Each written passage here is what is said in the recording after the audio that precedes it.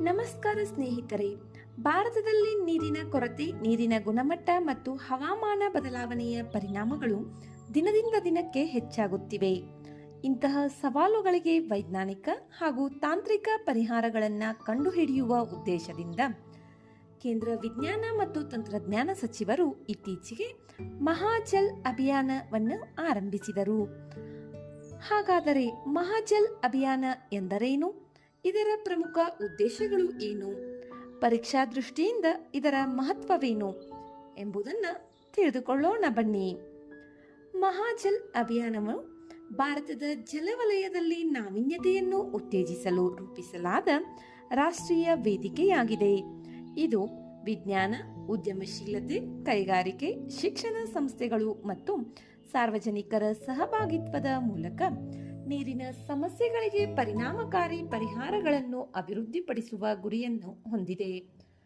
ಈ ಅಭಿಯಾನದ ಪ್ರಮುಖ ಉದ್ದೇಶಗಳು ಏನು? ಪ್ರಯೋಗಾಲಯಗಳಲ್ಲಿ ನಡೆಯುವ ಸಂಶೋಧನೆಗಳನ್ನು ನೇರವಾಗಿ ಜನರಿಗೆ ಉಪಯೋಗವಾಗುವ ತಂತ್ರಜ್ಞಾನಗಳಾಗಿ ಪರಿವರ್ತಿಸುವುದು. ಅಂದರೆ ಸಂಶೋಧನೆಯಿಂದ ಆರಂಭವಾಗಿ ಕ್ಷೇತ್ರ ಮಟ್ಟದ ಅನುಷ್ಠಾನದವರೆಗೆ ಸಂಪೂರ್ಣ ಪ್ರಕ್ರಿಯೆಗೆ ಬೆಂಬಲವನ್ನು ನೀಡಲಾಗುತ್ತದೆ. ಭಾರತದ ದೀರ್ಘಕಾಲೀನ ನೀರಿನ ಭದ್ರತೆಯನ್ನು ಬಲಪಡಿಸುವ ನಿಟ್ಟಿನಲ್ಲಿ ಈ ಅಭಿಯಾನವು 5 ಪ್ರಮುಖ ವಿಷಯಗಳ ಮೇಲೆ ಗಮನ ಹರಿಸುತ್ತದೆ. ಮೊದಲನೆಯದಾಗಿ ಜಲಸಂಪನ್ಮೂಲಗಳ ಮೌಲ್ಯಮಾಪನ ಮತ್ತು ಸುಸ್ಥಿರ ನಿರ್ವಹಣೆ. ಎರಡನೆಯದಾಗಿ ಸುರಕ್ಷಿತ ಮತ್ತು ಶುದ್ಧ ಕುಡಿಯುವ ನೀರಿನ ಲಭ್ಯತೆ.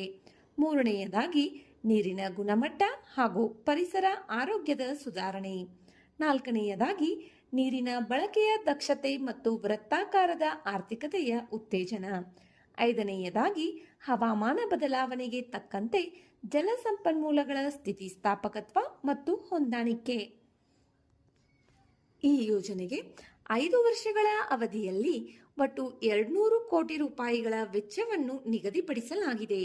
ಈ ಹಣಕಾಸಿನ ನೆರವನ್ನು ಅನುಸಂಧಾನ ರಾಷ್ಟ್ರೀಯ ಸಂಶೋಧನಾ ಪ್ರತಿಷ್ಠಾನ ಮತ್ತು ಜಲಶಕ್ತಿ ಸಚಿವಾಲಯ ಜಂಟಿಯಾಗಿ ಒದಗಿಸಲಿವೆ. ಇದರ ವಿಶೇಷತೆ ಏನು?